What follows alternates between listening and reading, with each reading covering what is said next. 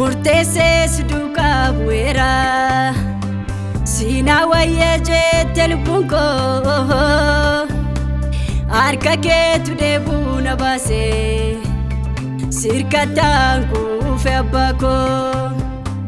mana keettanaara galfadhee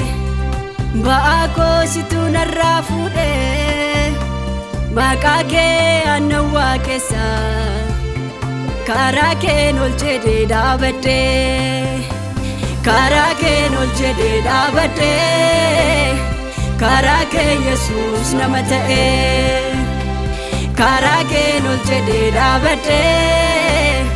karaa kee Yesuus nama ta'ee.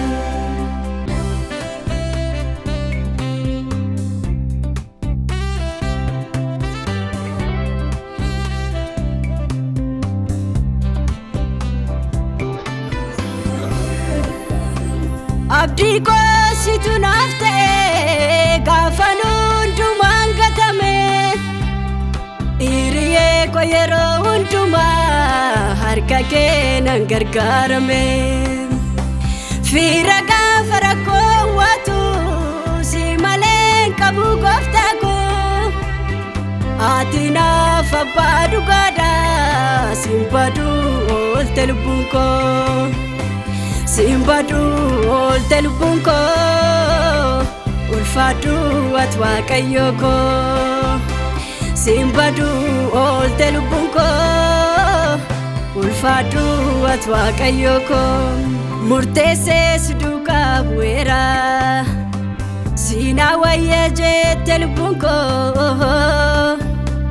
harka keetu deebuu na baasee sirkattaan kuufe abbaa koo mana keettanaara galfadhee ba'aa koo situ narraa fuudhee maqaa kee annawwaa keessa karaa keen ol jedhee dhaabadhee karaa keen ol jedhee dhaabadhee karaa kee Yesuus nama ta'ee karaa keen ol jedhee dhaabadhee karaa kee Yesuus nama ta'ee.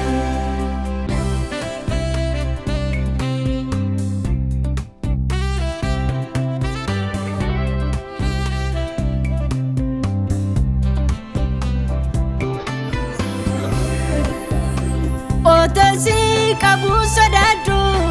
situ naaf gaachana kooti aangoon kee morkataan qabu of gatee maan sirratti namni sitti amanatee ba'ee danqamee karaa naabatu kaakuudhaan situ na waamee haalli kamuudhaan hin darbatu haalli kamuudhaan hin darbatu gooftaadhaa kan naaf dhaabatu